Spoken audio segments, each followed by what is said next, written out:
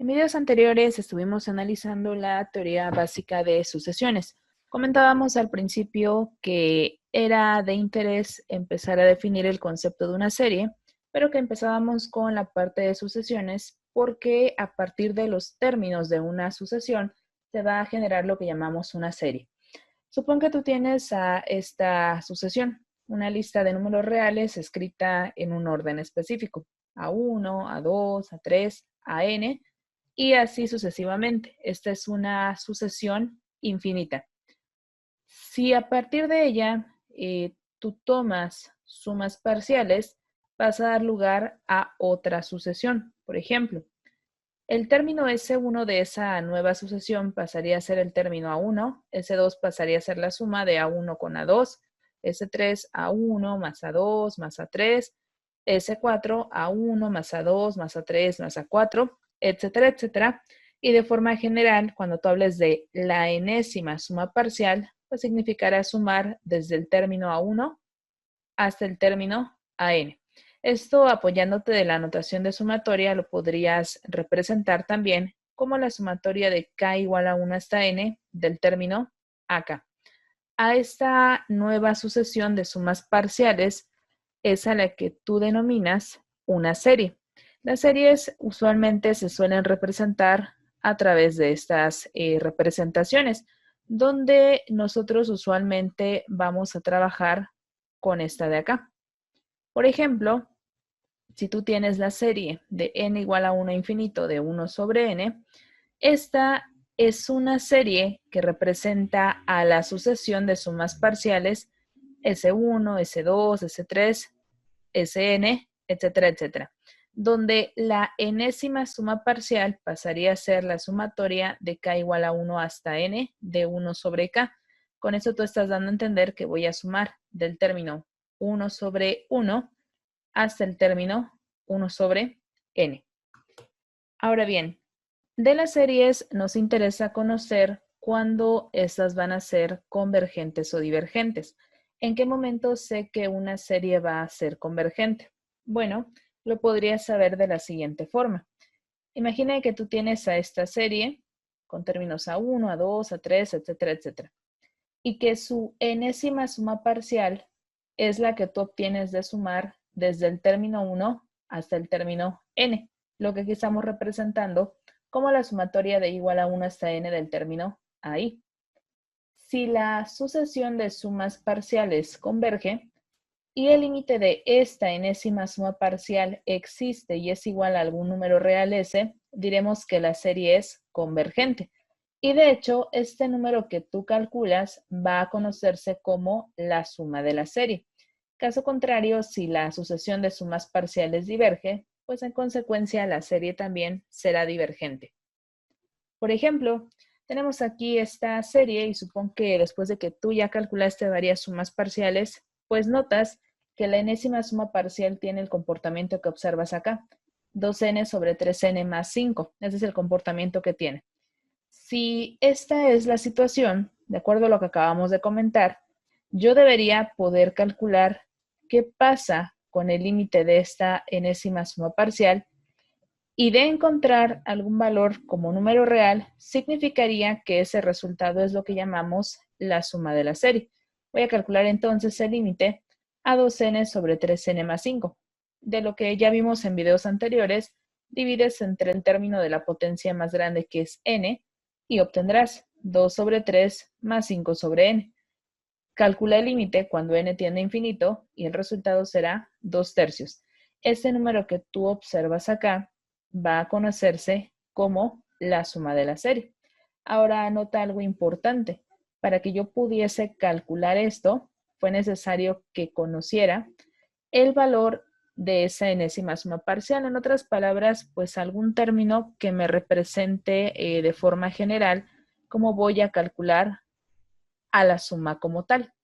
Sin embargo, esto usualmente no es sencillo. Esta expresión muchas veces no se conoce y al no conocerse, pues es necesario determinar o tener otros métodos para poder saber si la serie va a ser convergente o no. Para que nosotros demos lugar a toda esa, pues ese conjunto de técnicas que vamos a estar analizando, va a ser necesario primero que conozcamos algunos tipos de serie que ya se conoce fácilmente si convergen o divergen, para que posteriormente en los otros métodos tú puedas hacer uso de estas series y en base a ellas puedas determinar, aunque no conozcas precisamente este término, si la serie va a ser convergente o divergente. Vamos a ver la primera serie, que es a la que llamamos la serie geométrica. La serie geométrica va a ser aquella que cumpla con la forma a por r a la n-1, donde si tú calculas algunos términos, pues esto pasaría a ser n igual a 1, 1 menos 1 se hace 0, todo número elevado a la 0 es 1, por a será a, más segundo término, a por r a la 2 menos 1, que es 1, y r a la 1 es r. Siguiente término, obtenemos 3 menos 1, se hace 2, y eso pasa a ser a por r cuadrada, y así sucesivamente. Esta serie en particular únicamente va a ser convergente cuando el valor absoluto de R, a la que vamos a denominar razón común, es una cantidad menor a 1. Y si es convergente, existirá su suma y la suma se podrá calcular fácilmente a través de esta expresión, como el cociente de A sobre 1 menos R. Caso contrario, que el valor absoluto de la razón común sea mayor o igual a 1, en automático la serie diverge y no existe una suma que calcular. Vamos a revisar la demostración de esta parte. Pensemos en la siguiente situación. ¿Qué pasaría, por ejemplo, si R es igual a 1? Si R es igual a 1, tu serie va a tomar esta forma, a por 1 a la n-1. ¿Qué es lo que va a suceder? Bueno, que cuando tú empieces a calcular términos, va a pasar que como la base es 1, no importa qué potencia eleves a ese 1, siempre va a ser como resultado 1, por A será A. O sea que el primer término de la serie sería A, el segundo sería A, tercero A, y así sucesivamente hacia el infinito. En otras palabras, la enésima suma parcial pasaría a ser n por A. Si tú a esta expresión le calculas el límite cuando n tiende a infinito, esto en automático se va a ir también hacia infinito.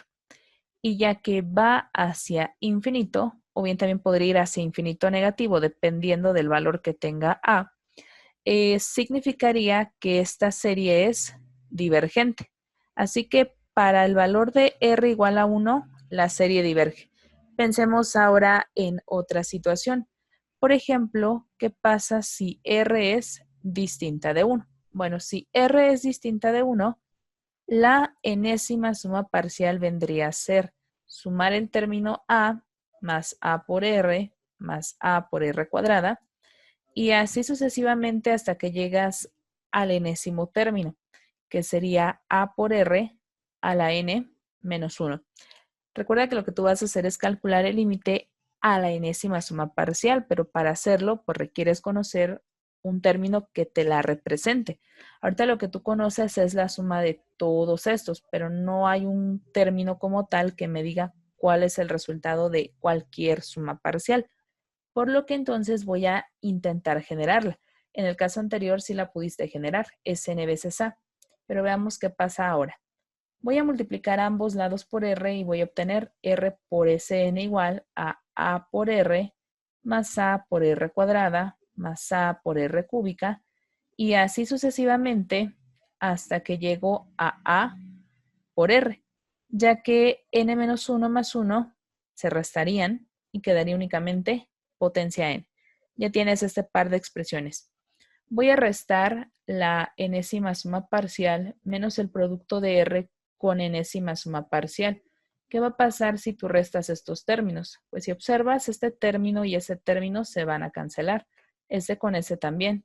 Este y el que tengas aquí arriba igual. Y va a pasar lo mismo con todos los términos a excepción de dos, que serán este y este de aquí. O sea que entonces tu resta te daría como resultado a menos a por r a la n. Lo que te interesa es la enésima suma parcial. Factoriza y obtendrás que Sn multiplica a 1 menos r y que es igual a menos a por r a la n. Pasa ese término a dividir y tu enésima suma parcial se podrá representar. como a menos a por r a la n sobre 1 menos r. A esto es a lo que le vas a calcular el límite para decidir si la serie converge o diverge. Aplico entonces límite cuando n tiende a infinito de todo este término, a menos a por r a la n sobre 1 menos r.